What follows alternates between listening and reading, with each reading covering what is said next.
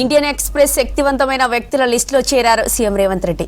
ఎల్లుండి సీఎం రేవంత్ ప్రారంభించనున్న సన్నబియ్యం స్కీమ్ చరిత్రలో నిలుస్తుందన్నారు మంత్రులు. పైలట్ గ్రామాల్లో ఇందిరమ్మ ఇండ్ల గ్రౌండింగ్ ప్రక్రియను వేగవంతం చేయాలని అధికారులను ఆదేశించారు మంత్రులు.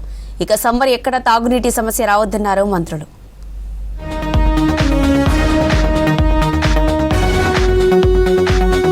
భారత్లో మోస్ట్ పవర్ఫుల్ వ్యక్తుల జాబితా రిలీజ్ అయింది. ఇండియన్ ఎక్స్ప్రెస్ విడుదల చేసిన శక్తివంతమైన వ్యక్తుల లిస్టులో సీఎం రేవంత్ రెడ్డి 28వ స్థానంలో నిలిచారు.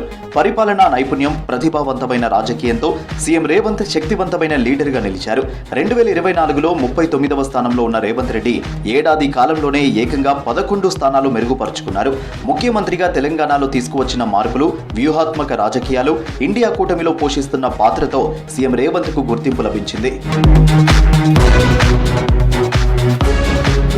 ఈ నెల 30న హుజూర్ నగర్ లో జరిగే సీఎం రేవంత్ రెడ్డి సభ చరిత్రలో నిలిచిపోతుందన్నారు మంత్రి ఉత్తమ్ కుమార్ రెడ్డి. ప్రజా పంపిణీ వ్యవస్థలో విప్లవాత్మక మార్పు తెస్తున్నామన్నారు.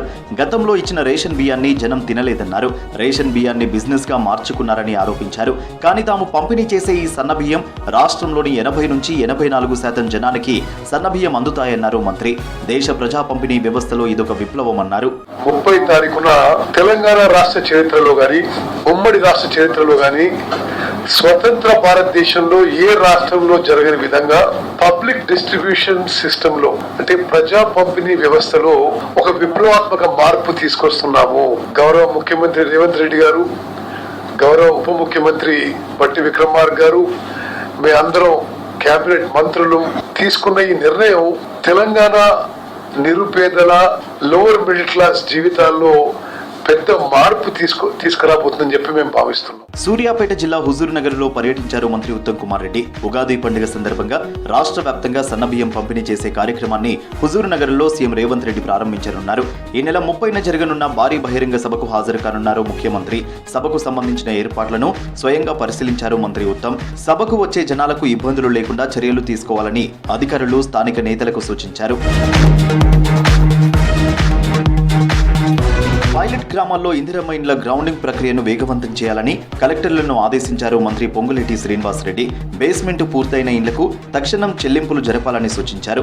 ఇందిరమ్మ ఇండ్ల నిర్మాణం రాష్ట్ర ప్రభుత్వానికి అత్యంత ప్రాధాన్య అంశమని కలెక్టర్లు దృష్టిలో పెట్టుకుని పనిచేయాలని సూచించారు.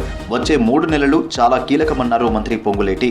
వేసవికి రాష్ట్రంలో ఎక్కడా నీటి సమస్య రాకుండా అధికారులు చర్యలు తీసుకోవాలన్నారు.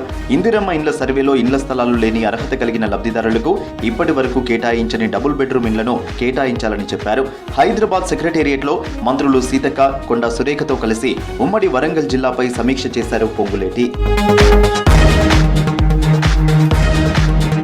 రాష్ట్రంలోని విత్తన కంపెనీలు, వ్యవసాయ శాఖ అధికారులతో సెక్రటేరియట్ లో సమావేశమయ్యారు మంత్రి తుమ్మల నాగేశ్వరరావు. రానున్న వర్షాకాలం సీజన్లో అవసరమైన విత్తనాల లభ్యత, కంపెనీల పనితీరు, విత్తనాల కొరత రాకుండా తీసుకోవాల్సిన చర్యలపై చర్చించారు.